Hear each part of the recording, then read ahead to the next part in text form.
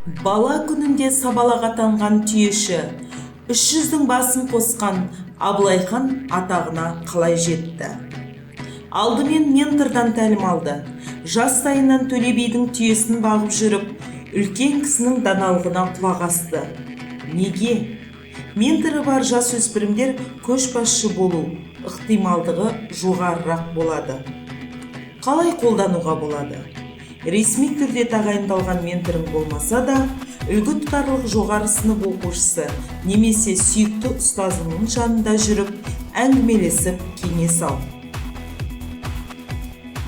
Нетворкингпен айналысты. Абылайхан Қытай мен Ресейге елшілер жіберіп, екі жақпен де қарым-қатынас орнатып ақпарат алып отырды.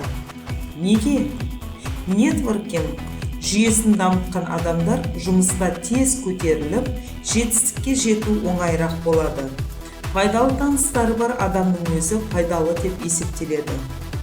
Қалай қолдануға болады? Жаңа ортада қысылмай, адамдармен танысып, сөйлесіп, араласып тұр. Жаңа достарыңнан көп нәрсе үйренесің және күтпеген жерде көмегі тиіп қалуы мүмкін.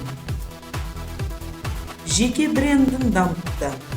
Әбілмансұр атты шықпай тұрған жас кезінде жекпе-жекке шапқанда атақты атасы Абылайдың атын ұрандатып, Абылай Сұлтан болып танылды. Неге? Жеке брендін құрған көшбасшы ортасына өзгеріс енгізіп, айналасындағыларға әсер ете алады. Қалай қолдануға болады? Жақсы қасиеттерін мен қолынан келетін нәрселерді анықтап ал. Сабақта, кездесулерде, пікірталас кезінде өз пікіріңді білдіріп, идеяларыңды айтудан жасқанба. Абылайханнан тағы не үйренуге болады? Пікір жазып кет.